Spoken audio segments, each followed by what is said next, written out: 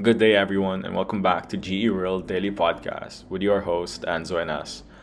On our final podcast, we're going to be talking about food security. Now, we've already discussed the environment and cyber warfare, but now I think it's best for you, the viewers, to grab your favorite munchies and drinks. So sit back and enjoy the third episode on food security.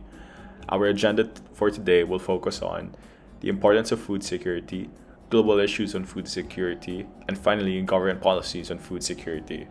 With that being said, let's get the show started. So, now for importance, growth in the agricultural sector has been found, on average, to be at least twice as effective in reducing poverty as growth in other sectors. Food insecurity, often rooted in poverty, decreases the ability of countries to develop their agricultural markets and economies. Now, the four components of food security and supporting elements. First is foodability. Enough nutritious food of sufficient quality needs to be availed to people for their consumption. Second is food access. Individuals and households must be able to acquire sufficient food to be able to eat a healthy, nutritious diet or have access to sufficient resources needed to grow their own food. Third is food utilization. People must have access to a sufficient quantity and diversity of foods to meet their nutritional needs, but must also be able to eat and properly metabolize such food. Fourth, stability. Food may be available and accessible to people who are able to utilize it effectively, but to avoid increases in malnutrition and in order for people to not feel insecure, this state of affairs needs to be enduring rather than temporary or subject to fluctuations. Now, moving on to global issues, the National Institute of Food and Agriculture is a U.S. federal government body whose creation was mandated in the Food, Conservation, and Energy Act of 2008.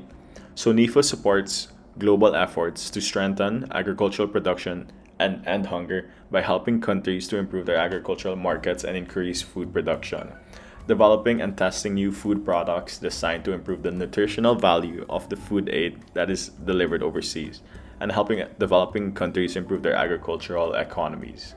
Furthermore, World Food Day commemorates the date of the founding of the United Nations Food and Agricultural Organization, FAO, with an aim to increase awareness of world hunger and poverty and inspire solutions for world change. Specifically, a sustainable agri-food system that provides a variety of sufficient, nutritious, and safe foods at an affordable price to all, so no one suffers from any form of malnutrition or hunger. So, food production, consumption, and wastage impose a heavy toll on our planet and the environment.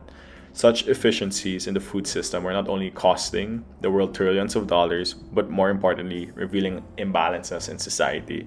So, more than 3 billion people cannot afford healthy diets, while obesity continues to increase worldwide. Now, moving on to government policies on food security. In the Philippines, for example, we have the Republic Act number 10611, Food Safety Act of 2013.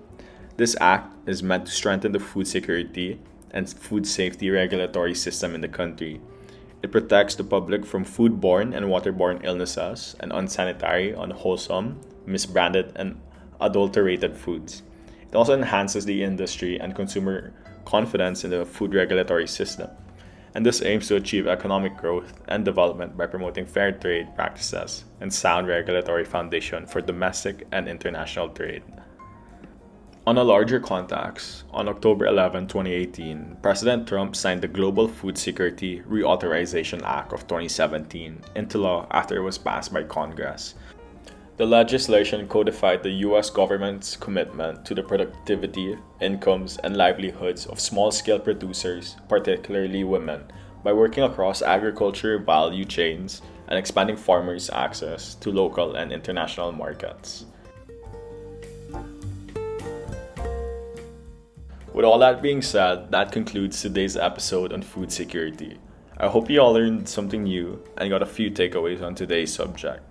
Once again, this is your host, Anzo Inas, wishing you all a happy holidays and see you all soon.